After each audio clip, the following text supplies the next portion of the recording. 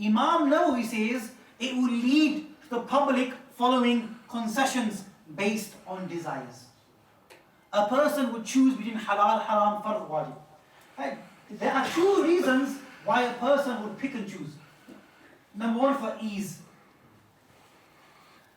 In other words, how would you define a person who is following different opinions on ease? What's the word that we describe it as? Starts with D. Following his desires. Is following your desires a good thing? No. Allah says, وَلَا تَتَّبِعِ الْهَوَىٰ. Don't follow your desires. The second reason why you change madhab is based on evidence. Have you, generally, when we say I've done research, it means searching a Google article. Is a Google article enough for you to change madhab? No. No. Because has that article or your research encompassed all the Quranic ayats on the topic, all the hadith, all of the sayings and actions of the Sahaba? I'll give you an example. As Hanafis, we keep a beard one fist. Why do we do that? We do that because the hadith say, lengthen your beard. The hadith do not mention how far our beard should go. So what do? We look at the actions of the companions. This is the beauty of the Sahaba. They were the ones who took the hadith from the Messenger ﷺ. They implemented the hadith. So we see how did the Sahaba implement hadith. So we have two Sahaba, Abdullah bin Umar in Bukhari and Abu Hurairah, may Allah be pleased them both, in Musannaf ibn Abi Shayba. They would cut their beards after one fist. This is how we derive that as a minimum, we keep our beards one fist. After one fist, ulama have recommended we cut our beards. We keep our beard clean, we keep ourselves looking tight. So none of us have reached the conclusion or reached the ilmi status where we can say, I have ijtihad now, I can see Imam Shafi's opinion is much stronger than Imam Abu Hanifa's. So these two reasons do not apply to us.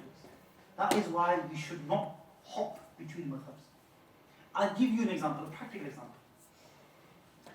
In the Hanafi school, a person who touches his wife, his wuzu is not break.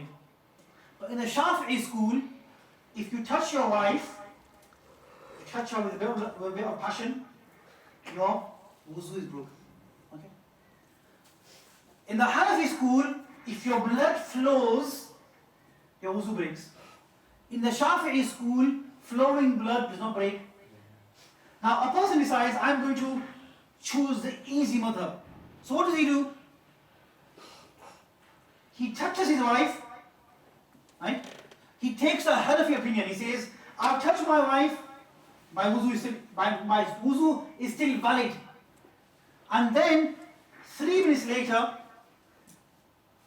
he catches the nail of his wife and he starts to bleed.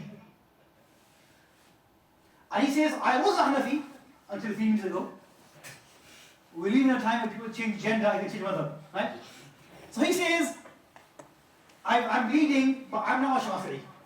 And Shafi'i say, flowing blood does not break wudu. What is the problem in that scenario?